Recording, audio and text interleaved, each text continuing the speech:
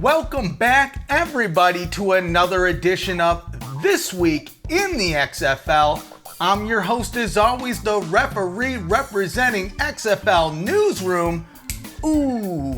The number one source in XFL news. And we have a huge week for you. And you probably know what the big story of the week is. It's the XFL Draft. We have the Tier 1 quarterbacks, but we also have a few other items to talk about. Things like team schedules, single game tickets going on sale, and what the new Globe Life Park is going to look like when it's renovated from a baseball diamond to a football field. So you're going to want to stick around until the end. But before we get started, we wanted to announce the winner of our 1,000 subscriber giveaway. And again, thanks everybody for supporting us. We're over 1,100 subscribers now. We're getting to the fun part of being an XFL fan. We're so close to the season. Like I said, we just had the draft. We just learned the Tier 1 quarterbacks. So Andy Carver, here's what I need you to do. DM me on Twitter, or if you're in the Discord, DM me there, and we'll work out how I'm going to send this to you. Like I said, you're going to get a fancy XFL hat just like this one. Plus, we're going to throw some extra goodies in the bag. So if you didn't win, I'm sorry. But the good news is we have another giveaway going on, starting with this video. And the rules are going to be a little bit different, but still the same. So what are you going to get if you win? You're going to get 2 tickets to any game that you want this XFL season. All you got to do is like, comment, subscribe. If you're already subscribed, then like and comment on this video and any video until we get to that giveaway, and you'll get another entry into this. And here's the kicker. Here's how we're doing things a little bit different this time. We're making this one also a Discord exclusive giveaway. So beyond the liking, beyond the commenting, and beyond the subscribing, you have to click the link down in the description for the Discord. Join up there and get to at least a starter level. It's not very hard. Plus, you'll get to hang out and meet a bunch of other like-minded XFL fans. We've been doing some more activities there, specifically crosstalk with J-Dash from the XF podcast, which you should check them out as well. So hey, like I said, one giveaway ends, another one begins. We don't know when we're going to announce the winners, but it'll probably be closer to when the season starts. So probably December-ish, something around like that. So get in where you fit in, and good luck and sign you up. But now we're moving on to the news.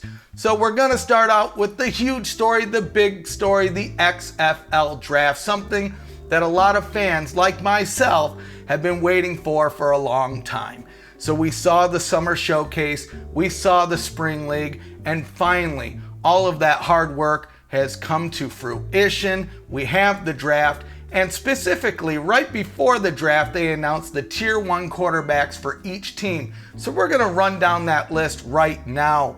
So for the Renegades, like we mentioned, we fully expected Landry Jones would land there, and that's exactly what happened. The Boomer Sooner is back with his old head coach, and he's ready to throw some balls and make it happen on the field. I'm excited to see that. Moving on to the defenders, we have Cardale Jones. Now, this was a name that we had speculated may end up in Los Angeles. Well, that's not where it happened. He's in DC, but I think Pep is going to do him right, and that's going to be a good team there. Moving to the Roughnecks, we have Philip Walker. And we also have another quarterback, but we'll talk about that once we get to the draft portion of this segment. Moving on to the Wildcats, we have AAF alumni Luis Perez. I know that's a name that a lot of you folks liked. I'm excited to see him there.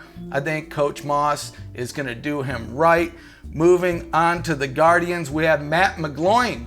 Again, a name I haven't heard in a while, but I think he's going to be great for Gilbride and the Guardians. Moving to the Battlehawks, we have Jordan Teamu, right? Didn't know much about him, but I've watched some of his highlights, and I think he's going to be a stud. Perfect for that team. For the Dragons, Brandon Silvers, another AAF alumni. And for the Vipers, another AAF player as well with Aaron Murray. all in all, I think these are some great picks. There's some names that I didn't expect. There were some names that I think a lot of people expected.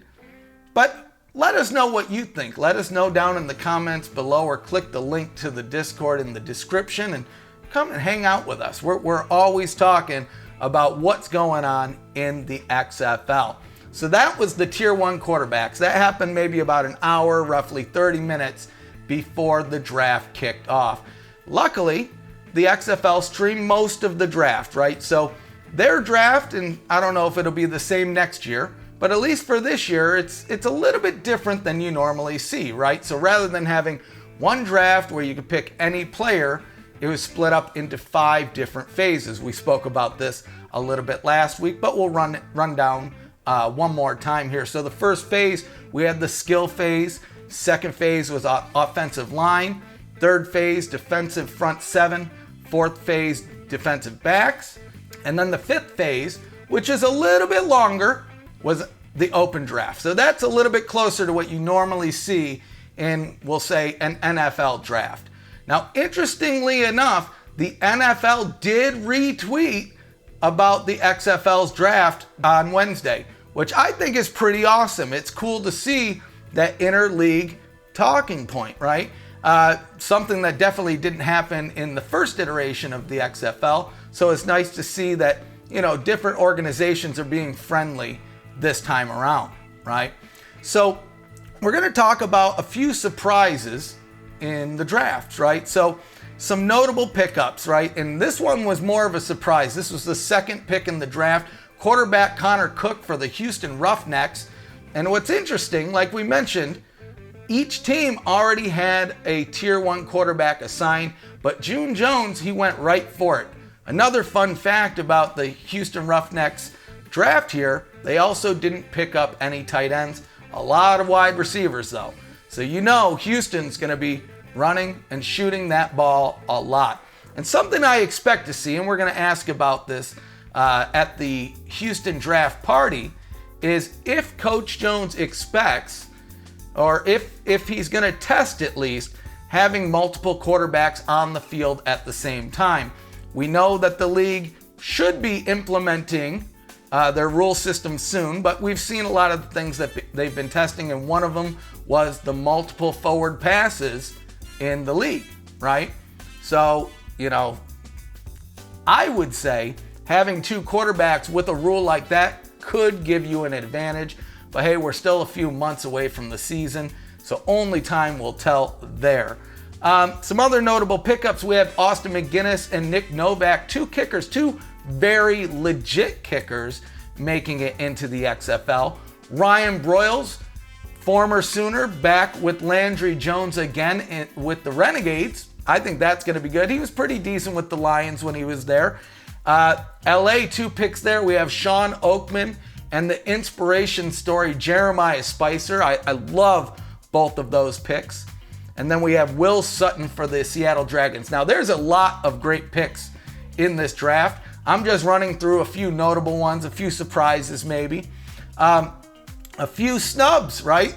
So a big name that people were talking about leading into this draft was Trent Richardson, and he wasn't picked. We don't know if he left the draft pool. We don't know if he was there, but we do know that he wasn't picked. Another one, another fan favorite that we heard a lot about, some even thought he might be a Tier 1 quarterback, and that's Zach Mettenberger. Now, we do know there is a supplemental draft next month and possibly another draft in January. So there is maybe that opportunity still there for those folks to get in the door, maybe in one of those other drafts. But we don't know, but we'll let you know as we learn more. So like we said, most of the draft was actually streamed live on YouTube. We don't know why, but for one reason or another, they decided not to stream that 5th phase. But luckily enough, all of the teams via social media posted all of their 5th phase draft picks. So head over to xflnewsroom.com. We have the full draft results, all of the phases, including the 5th one. So sign you up there. Also, since we're talking about xflnewsroom.com, we've also added some team pages, so you'll notice in the navigation, if you see teams under the drop down, each team is there. It lists the coaching staffs, the rosters, and all the latest news for those specific teams, just to make it a little bit easier. So if you're not a fan of the whole league and only a specific team, you have one central area to find the news that you want a lot easier. So, hey, I'm excited that we finally got to see the draft. I'm excited that the league gave us a look into what the process was like. I expect this is only going to get bigger from here. We were talking about this on the live stream the other day. I fully expect that second year of the XFL is really going to be the make or break moment. A lot of the contracts are on 2-year deals. We have the TV deals, the player deals, at least the tier ones, and the coaches, right? So if we make it to that third year, that's when I expect to see a much bigger production when it comes to things like the draft and other things leading up to it. But hey, this is why it's exciting to be a fan now. The things that happen now might not be the same next year, and it's just an evolution as we reimagine the game of football along with the XFL. And you know what? I couldn't be having more fun while we're doing it, and I hope you're enjoying the ride. So it's great to see that the draft has come and gone, and what's even more exciting to see is that the league is not stopping. Multiple teams held post-draft celebrations just last night. I was lucky enough to join the one in Houston, and I had a few questions for the coach, so you can check it out right here. So I have one for the coach here.